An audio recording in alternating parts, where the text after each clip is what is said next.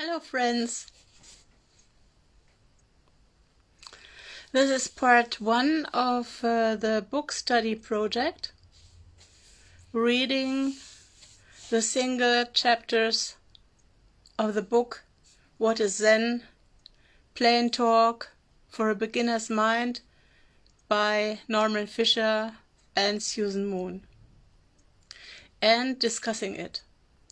So the idea was and is to meet every Saturday in the afternoon for an hour and a half to read one chapter. First sit before we read 20 minutes and then discuss it. In the knowing that texts read loudly sink far deeper than when we read them on our own. So this I learned particularly in Tibetan Buddhism in this time when I went to retreat houses and we chanted a lot and read and on these little desks, which I appreciate, and I have one of them because I love them so much. And so this was I got very aware of this knowledge, how to teach in a way that that the essence of the teaching has a good chance to really reach you. And the teaching reaches you in various different places of your body-mind. So it's very, very interesting, I find. So we started last week with the same I will do today, reading the introductions by Norman Fischer, Roshi, and by Susan Moon Sensei. But it was a little bit a mess, not a mess, but it was not easy, I think, to listen to the texts because we tried something to combine iPad and mobile, and I have another idea that one can really concentrate only on the text. So I start now with a preface written by Norman Fischer, and then when we read the text I will only say Norman, Susan, Norman, Susan. When Shambhala Publications asked me to write a book about Zen for beginners, I was delighted, but stymied. How could I write such a book? I wouldn't know where to start. But then I remembered an article I'd recently written, co-written actually, for Inquiring Mind, that's the title, a Buddhist magazine. Sue Moon was guest editor. She wanted to do an issue on God and asked me to write something. I have a lot of thoughts about that, I said, but I wouldn't know where to start. So Sue suggested she write some questions and I write answers to her questions. I knew her questions wouldn't be theoretical questions. I knew her questions wouldn't be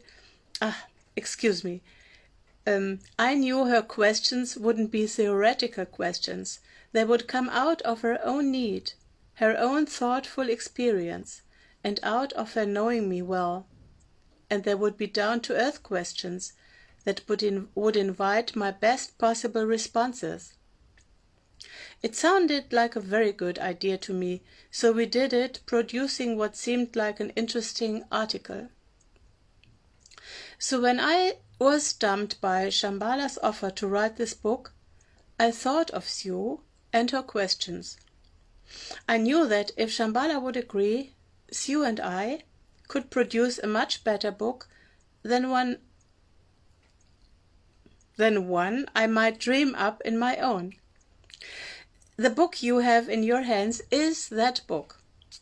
It turns out it is not necessarily a book only for beginners. Sue has a way of asking questions that are so simple and to the point that they cause me to say things I'd never say otherwise. Livelier things, with more depth and thoroughness than I might have thought to include on my own. Also, her questions are often personal, causing me to answer more personally than I otherwise might. In this book, Sue asks her own questions. Questions of a Zen person with 40 years' experience. She asks them on behalf of a beginner, and with a beginner's mind, but her questions are more frank and fearless than most beginners' questions would be. So this book is probably more frank, more personal and more fearless than Shambhala planned on. And she says in her introduction, Sue and I have been friends for almost 40 years, practicing Zen together. I am also friends with her sister, Francie Shaw, who is an artist, and with Francie's husband, Bob Perelman, one of my oldest and dearest poetry colleagues. So Sue and I are Zen friends, writer friends, family friends, old friends. And that friendship pervades, I believe, the pages of this book. This in itself is Zen. All the old texts are like this too. Intimate dialogues between good friends.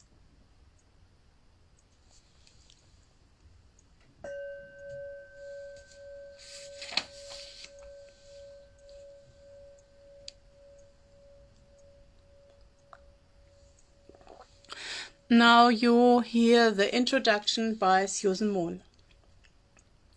This book is a conversation between old Dharma friends, but it's not symmetrical. It's a question and answer conversation. I'm the Q and Norman is the A.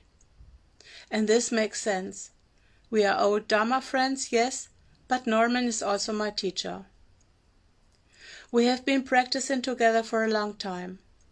I've known Norman for almost 40 years, since he was a gardener and I was a struggling single mother, and we were both practicing at the Berkeley Zen Center.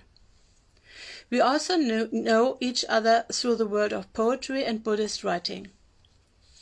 We have the same first teacher, Sojun Mel Weitzman, founder and abbot of the Berkeley Zen Center, without whose steady guidance it's likely neither of us would be doing what we are doing today.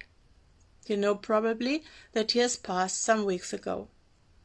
Sojun, and thus both Norman and I, are in the lineage of Shunryo Suzuki Roshi, beloved founder of the San Francisco Zen Center. Our Soto style is simple and straightforward. It emphasizes sitting, just being present and alive. We call this our family style. Even those of us who never knew Suzuki Roshi, like me, feel as though we knew him through the many stories about him. People who knew him are still among us. The books of his talks, Zen Mind, Beginner's Mind, and Not Always So, are essential teachings with his essential voice. Both Norman and I are steeped in these teachings.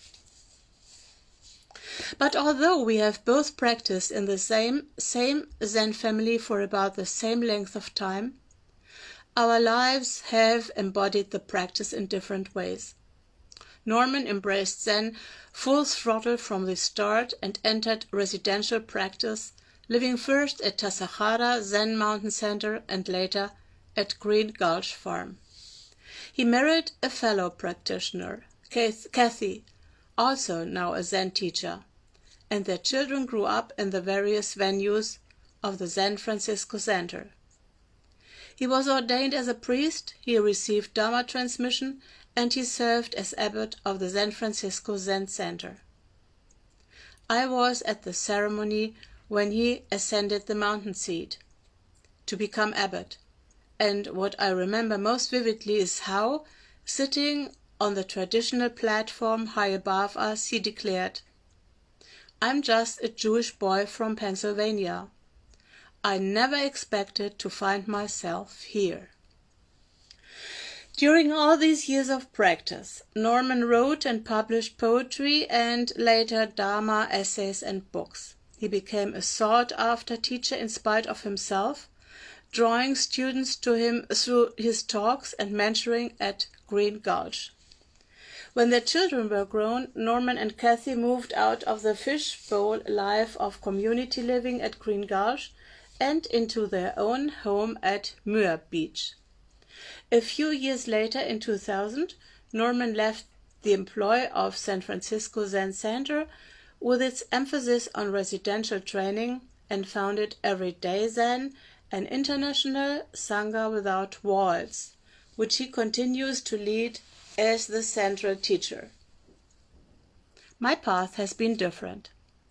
I've always lived in the world, in brackets, an old expression, as if monasteries and practice centers aren't in the world. Where else would they be?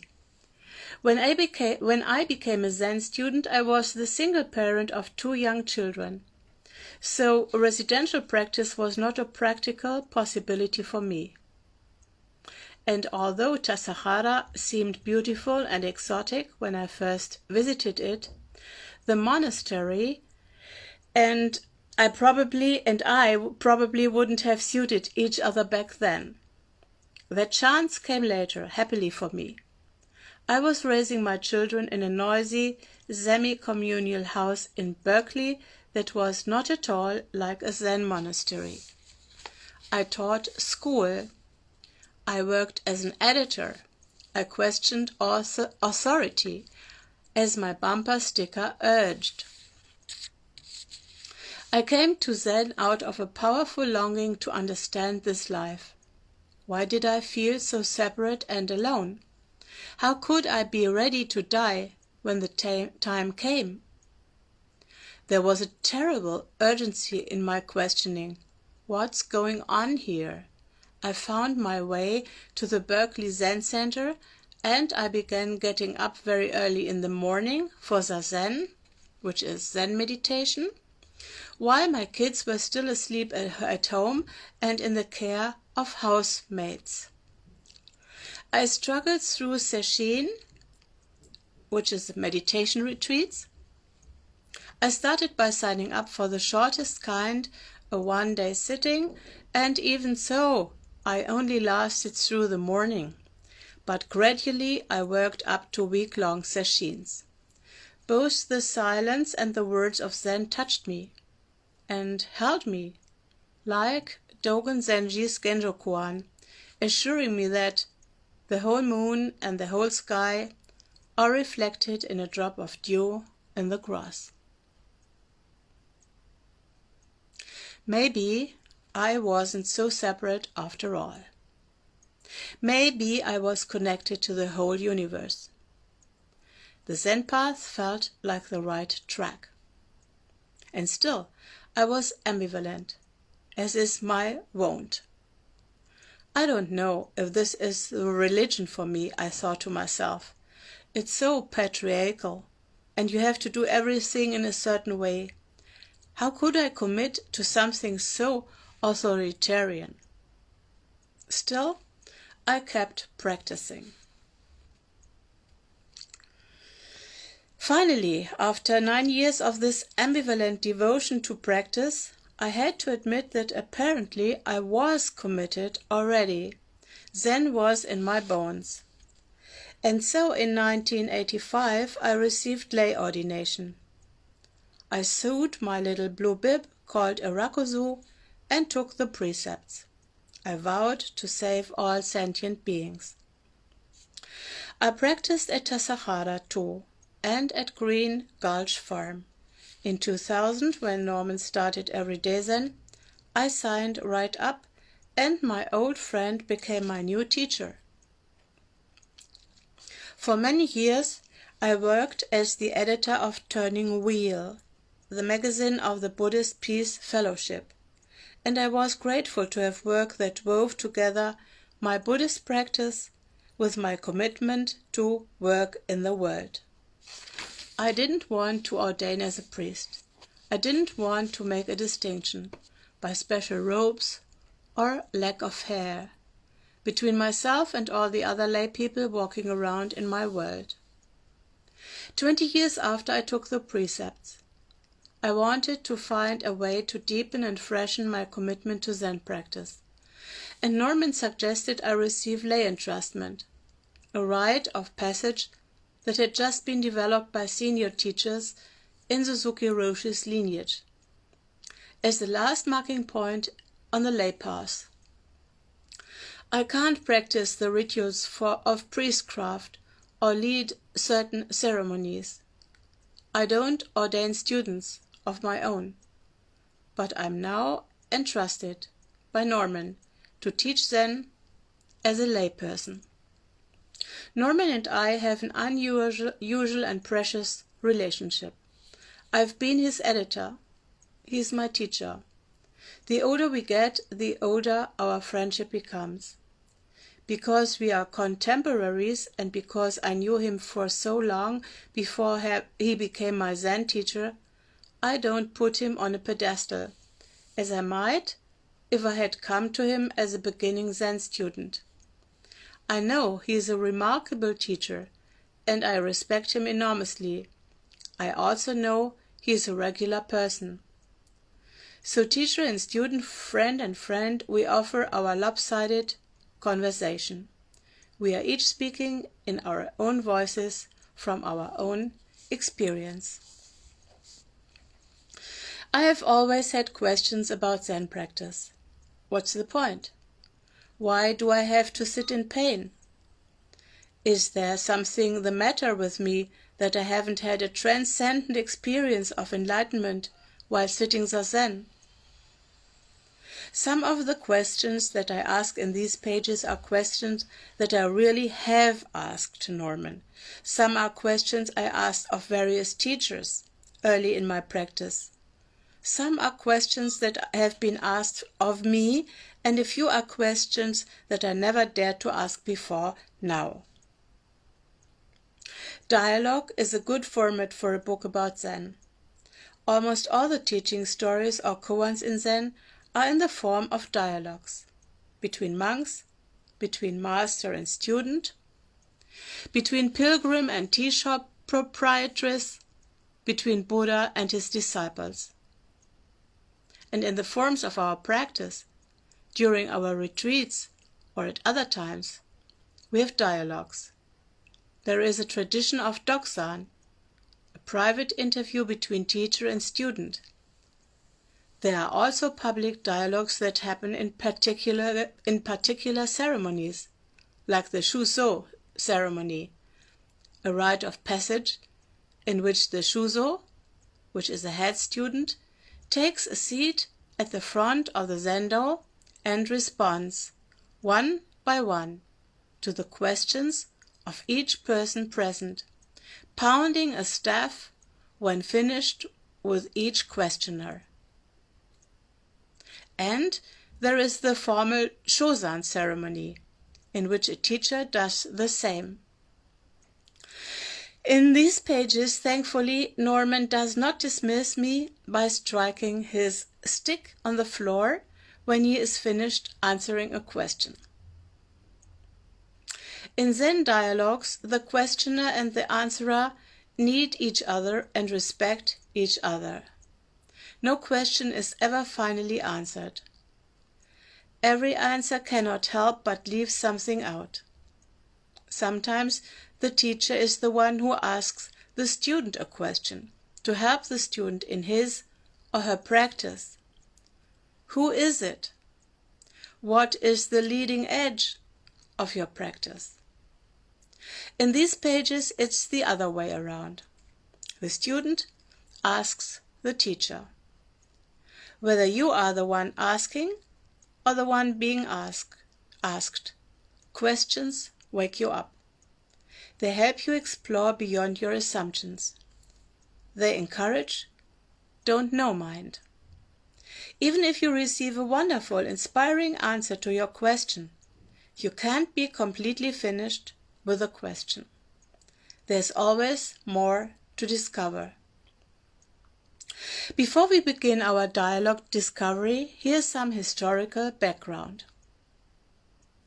What we call Buddhism originated with Siddhartha Gautama, who taught in India in about 500 BCE. Over the centuries, the Dharma taught in India in about 500 BCE. Over the centuries, the Dharma spread through Asia and east to China, where Chan Buddhism developed, and on to Japan, where Chan became Zen. The Zen Buddhism Norman and I practice came to the United States from Japan. Norman speaks more about this history in the following pages. So I hope you are still here. We have 3 pages to read. 3 other pages. Buddhism changed in each country it came to, as it adapted itself to a different culture. So too it has changed here in the United States since the 1950s, when Westerners went beyond an intellectual and philosophical interest in Zen and began to take up the practice itself in earnest. In brackets now, one of the first places this happened was at the San Francisco Zen Center under the guidance of Shunryo Suzuki. Perhaps the most important change, and one I want to highlight here, is regarding the inclusion of women as equal partners in practice. In the long life of Buddhism, this is very recent history.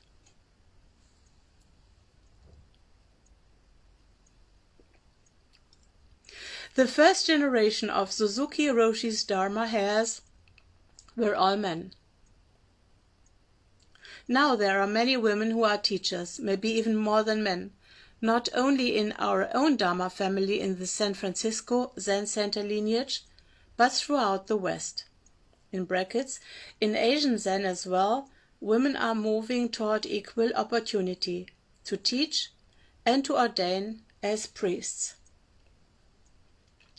In many Zen centers in the United States, some of the non-inclusive language in our chants has been revised. We now chant the names of women ancestors along with the names of the men in the lineage.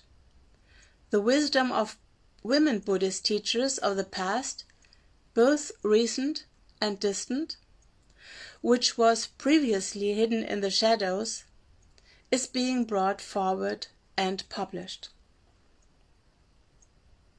I believe that the inclusion of women has been good for the practice, helping to make it more open, more flexible, and more welcoming to people whose primary commitments are to family and work in the world. There have been changes in the forms of our practice too, and Zen has adapted to American culture. These tend to be slow, evolutionary changes as the animal that is Zen learns to survive in a new habitat. For example, many of the chants have been translated into English. In the pages that follow, we wonder, how much change is the right amount? At the same time, and I think I can speak for Norman too, we love the practice we have learned, and we are faithful to it. Our conversation here honors the traditional forms and ceremonies of our Soto Zen family style. Some of the chants we do are in medieval Japanese. The robes our priests wear are not particularly practical. They are difficult to sew, and it takes a long time to learn to put them on properly. Yes, we have adapted many of the forms to our culture, but adapting them is different from getting rid of them. We use the same instruments, the various bells and clackers, the big drum and the stylized wooden fish drum called mokugyo, that have been used in Japan for hundreds of years. Why do we still do these things? This is one of the questions we'll take up. There are already a number of basic guides to Zen for Westerners, some written decades ago, others in more recent years reflecting contemporary developments. Our book differs from the classics of an earlier period. So influential for the first generation of Western practitioners, like D.T. Suzuki's essays on Zen, Philip Kapleau's 3 Pillars of Zen, or Robert Aitken's Taking the Path of Zen and the Mind of Clover. These books were more reflected of traditional Japanese Zen, since they were written when Zen had only recently been imported from Japan and hadn't had time to evolve. They are still valuable and important. Our dialogue here is more personal and probably more frank than the more recent books written by single authors. We are speaking in our own voices as our individual selves living in the United States in the 21st century. We also turn our attention here to how Zen relates to contemporary issues in our world.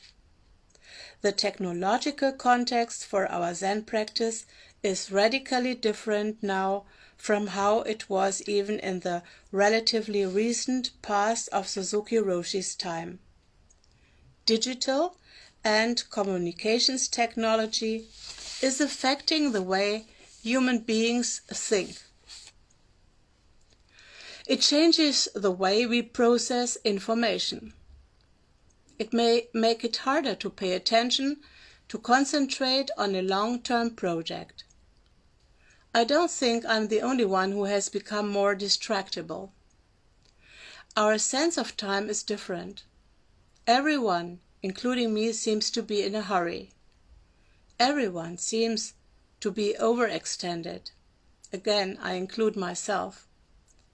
And all of this affects one's ability to sit still and be quiet.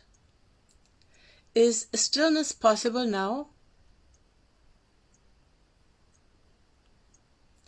The social and environmental context in which people practice is different from what it was in Buddha's time and brings up new ethical challenges.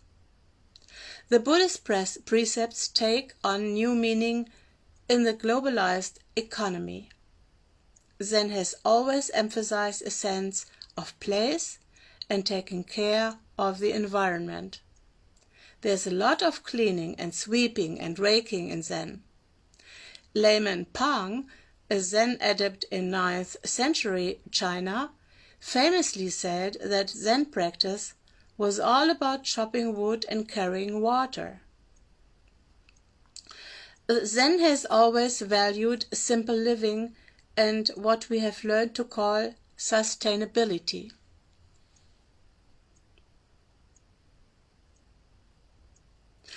But to practice non-harming toward other human beings and the environment is more challenging now than it was in Buddha's time, when it was possible to know who had grown your food and woven your clothes and what trees were cut down to build your house. How do we chop wood and carry water now? How do we live simply and sustainably now? How does Zen practice still include taking care of the home place, now that we understand that the home place is the whole planet?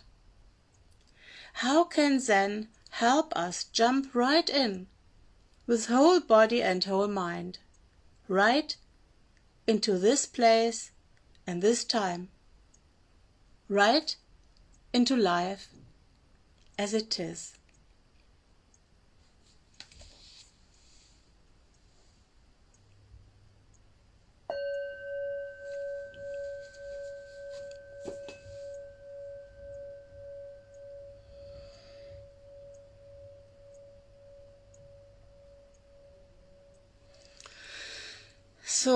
dear friends who are apparently really there, I'm absolutely mesmerized about this. My last bow went to Susan Moon and to you. And do you not agree that the last questions particularly were so wonderful, as many other things we have heard? I would be so happy if you would show up in the next meeting next Saturday at 4, and hopefully with a functioning link to the Zoom platform, so that we may be able to interact in the most modern forms that are possible now, with such a distance of our bodies due to the pandemic. So the pandemic has brought us much challenge and much delightful surprise, I think. I'm glad that Norman and Susan have taken their time to define their relationship, which is really rare. Particularly Susan has done it, but also Norman, which is important. It's very important that the teacher takes time to define it in meticulous ways, because so much of misunderstanding is due to not being transparent about who is in which relationship to whom, and of many half secrets and more. So I appreciate this apart from many things. And what attracts me as well is that both are always writing in their own voice, which is a rarity. And let us also speak on our own behalf very courageously, and I think it will ground us, and it will make our discussions, our future discussions, more juicy and more of real intimacy, and also of diversity. But I really like diversity. It's finally like the many plants in a garden. So I say again, thank you for you, and if you want to write something, let us use the Facebook options. Not too bad, I think. To be meaningful and profound is also possible on our walls, on my wall or on your wall. And if you want to get interested into Norman's other offers, go to www.everydayzen.org.